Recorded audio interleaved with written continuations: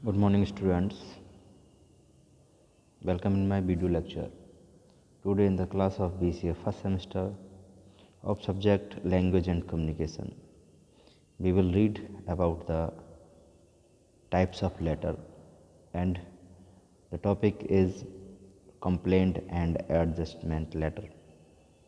चलिए बात करते हैं कंप्लेंट लेटर की। सबसे पहले a complaint letter is an expression of dissatisfaction. एक कंप्लेंट लेटर एक एक्सप्रेशन है डिससेटिस्फैक्शन का, यानी असंतुष्टि का एक एक्सप्रेशन है। मान लीजिए हमें किसी के बारे में कोई कंप्लेंट करनी हो, किसी चीज़ से, किसी हमें प्रॉब्लम हो या किसी सिचुएशन से, किसी टॉपिक से कोई भी हमें उसके रिगार्डिंग कंप्लेन करनी हो, शिकायत करनी हो, तब हम कंप्लेन लेटर का यूज़ करते हैं। जैसा कि आपने आपके नियरेस्ट जो भी पुलिस स्टेशन होगा उसमें देखा होगा, एफआईआर का नाम भी सुना होगा आपने। जो एफआईआर आपकी इंटाइटल की जाती है वो हमारी कंप्लेन लेटर के नाम से जानी जाती है। इसमें क्या है, जो राइटर है वो किसी पर्टिकुलर कंप्लेन या डिससेटिस्फैक्शन के बारे में जिक्र करता है। The writer complains about something, किसी के बारे में कंप्लेन करता है राइटर इसमें। दैट वेंट रॉन्ग, मतलब जो भी गलत हो रहा है उसके बारे में राइटर कंप्लेन करता है। That is a defective product, मान लीजिए कोई डिफेक्टिव प्रोडक्ट है उसके बारे में। बैड सर्विस है किसी की, उसके बारे में। बैड मिसबिहेवियर के बारे में, उसका बिहेवियर अच्छा नहीं है किसी का, उसके रिगार्डिंग। मिस्टेकन बिलिंग, यानी गलती से बिल गलत हो जाता है या गलत बिल उसके पास कस्टमर के पास पहुंच जाता है तो कस्टमर कंप्लेन करता है। गारंटी एंड वारंटी प्रॉब्लम्स कुछ आ जाती हैं एंड सो ऑन। इस तरह की कुछ प्रॉब्लम होती है जिनके रिगार्डिंग कंप्लेन लेटर हमारे इशू होते हैं या कंप्लेन की जाती है। तो जो कंप्लेन लेटर हैं वो बेसिकली किसी पर्टिकुलर शिकायत को ध्यान में रखकर ही लिखे जाते हैं। कोई भी शिकायत हो सकती है, उसकी सर्विस से, प्रोडक्ट से, बिल से, किसी भी चीज़ से तो शिकायत है, तब वो जो लेटर लिखा जाएगा वो हमारा कंप्लेन लेटर के नाम से जाना जाता है। Complain letter open with a clear statement.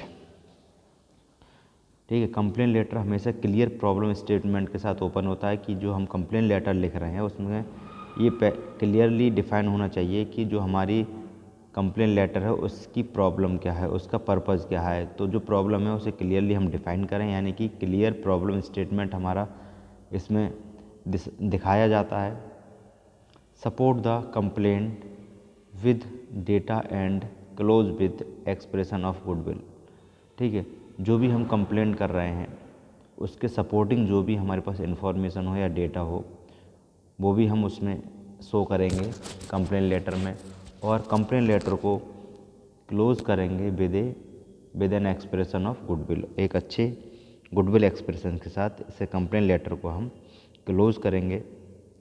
As the basic objective of every complain letter is to motivate change, persuasive language has to be used. ठीक है, जो हमारा कंप्लेन लेटर होता है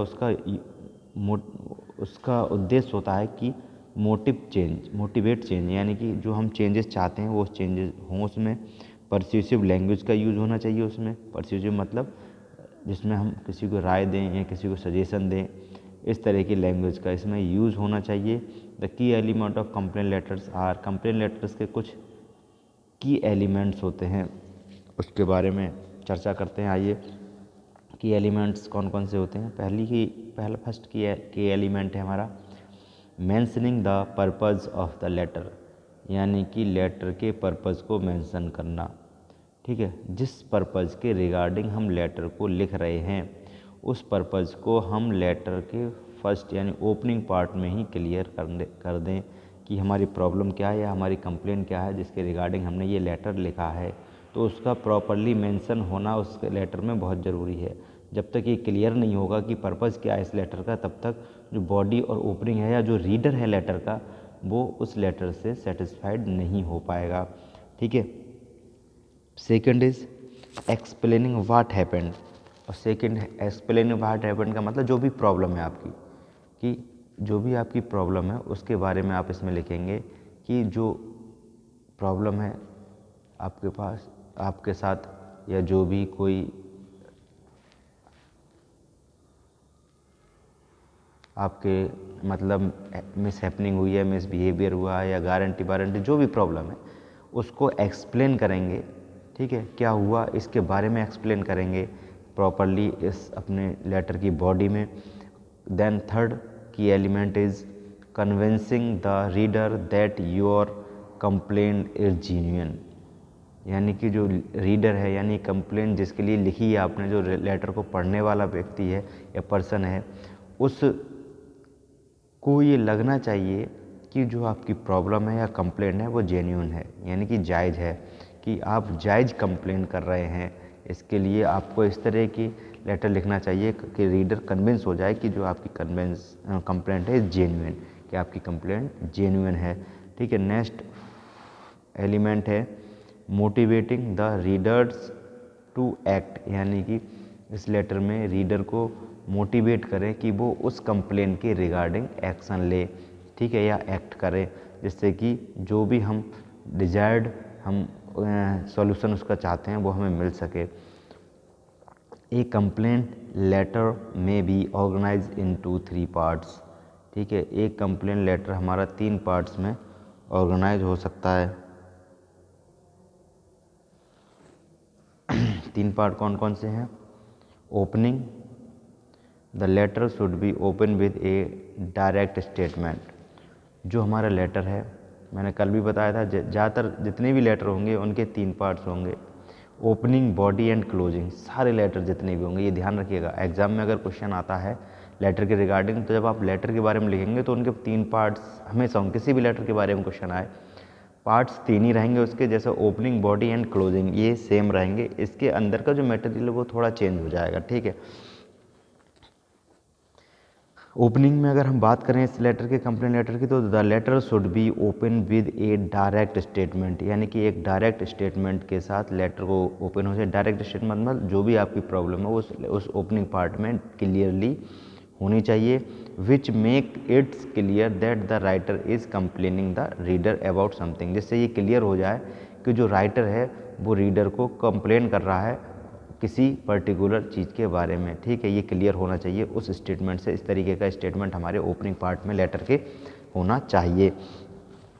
अब बॉडी की अगर बात करें तो बॉडी में इसके a direct, factual and plain explanation should be given along with relevant information supported by appropriate documents that convinces the reader that the complaint is genuine।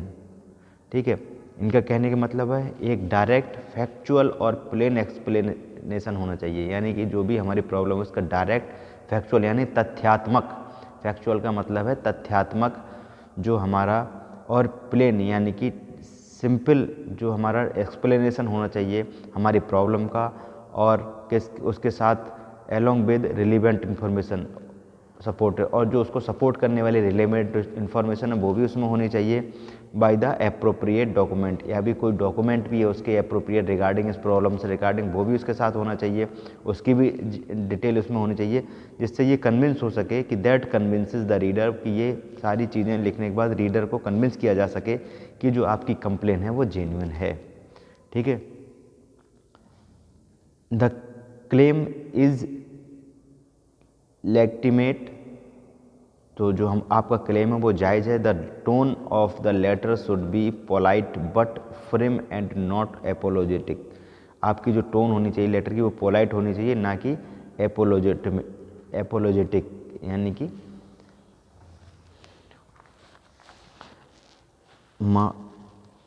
Closing part में हम देखेंगे the writer should request the reader to take appropriate action.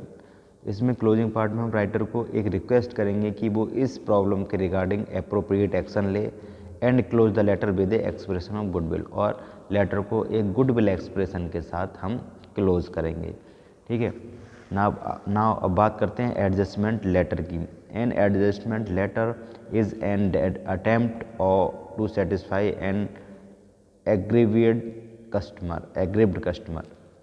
ठीक है, किसी aggressive customer को satisfied करने के लिए जो लेटर लिखा जाता है वो हमारा एडजस्टमेंट लेटर कहलाता है। Who has the potential to damage the goodwill of the company, अगर वो कस्टमर ऐसा हो कि जो कंपनी के गुडविल को डैमेज कर सकता है तो उसको एडजस्ट करने के लिए एडजस्टमेंट लेटर लिखा जाता है। In order to save the reputation of company, company की रेपुटेशन को सेव करने के लिए the letter writer has to express clear understandings of the problem conveyed by the customer.